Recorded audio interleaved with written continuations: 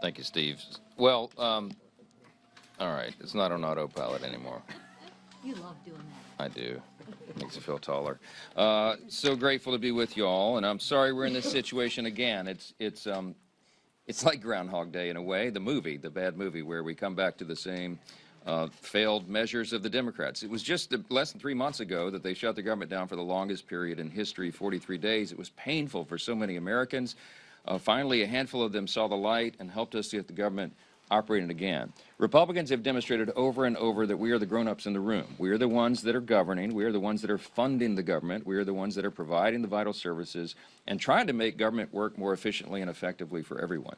After that long historic shutdown that was so painful, appropriators in both parties got together. I tip my hat to Chairman Tom Cole of the House Republican chair of the Appropriations Committee and all of our committee members. The Cardinals, the subcommittee chairs, as we call them, all worked so well in their areas, and we got 12 separate appropriations bills passed through the House, and we had a triumphant press conference announcing that. We expected it to be on a glide path through the Senate, but of course the Democrats could not miss an opportunity to try to shut the government down again. That's what they're doing. Chuck Schumer and the Senate Democrats play games with government funding. Now, listen, the president obviously has reached out to state and local officials in the state of Minnesota. The events there have been tragic and unnecessary. He's made clear his desire to de-escalate the situation and to support an honest investigation of what's occurred there. We now have Tom Homan in charge of operations there, and he's an extraordinary leader. He has 40 years experience. He's highly decorated, has worked in Democrat and Republican administrations, and knows what he's doing. And there's more order being brought to the chaos. Now, I want to hasten to say that the chaos is because, in large measure, the local and state officials in Minnesota have not been participating with federal law enforcement operations, and they've created a dangerous situation there, and that is really a big part of the problem here. The White House and the Senate continued in good faith. They've agreed to separate the Homeland Security funding bill, and that's fine. So we have 2 weeks now to negotiate in good faith on both sides. The White House and Senate Democrats are going to engage in that, but the House Republicans are as well. We have to make sure we maintain the important parameters here. We can't go down the road of amnesty. You can't, in any way, lighten the enforcement requirement of federal immigration law. That's what the American people demand and deserve. We want dangerous illegal criminals to be sent out of the country, and they've been very successful at that. But these negotiations are going to go forward. If the Democrats do insist on keeping the government shut down, their pointless obstruction is going to have no effect on border security, which we have done, we've secured, or immigration enforcement. As has been noted by the leaders here this morning, we did fund ICE operations for a few years now. So what they'll be shutting down, don't lose this, what they'll be shutting down is FEMA operations as we're cleaning up from the winter storms. They'll be shutting down TSA, which is obviously necessary to keep the country moving through our airports.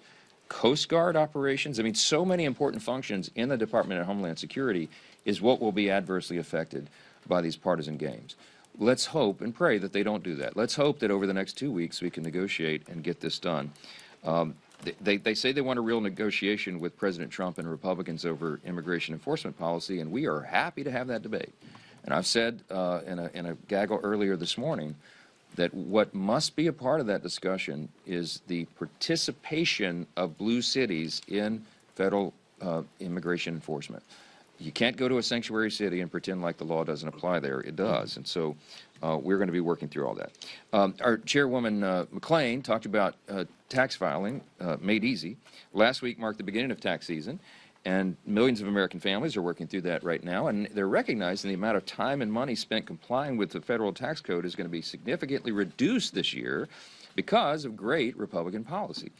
Some of the things we did in the Working Families Tax Cuts, the big, beautiful bill, obviously we intended to cut taxes and to advance America First pro-growth policies, but we also sought to reduce the tax burden on Americans because we know that reforming the tax system isn't just about reducing rates. It's also about reducing the paperwork and the compliance burden on Americans.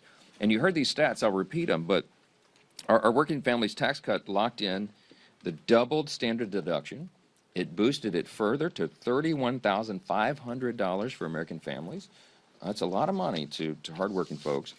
And again, we remind you Democrats voted against all of those great reforms. These successful reforms are going to save Americans 210 million hours per year in paperwork and $13 billion in compliance costs. That's real money to real people. And we're proud of that. Nobody likes paying taxes, okay? But Republicans have reduced the amount you owe and made your returns significantly easier to file. And so we're so grateful everyone's going to be able to take advantage of that. Last thing I just want to mention, and we'll take questions. I don't think the American people need any more evidence. The Democrats want to tax the American people to death. Just check congress.gov. You can see all the bills they filed.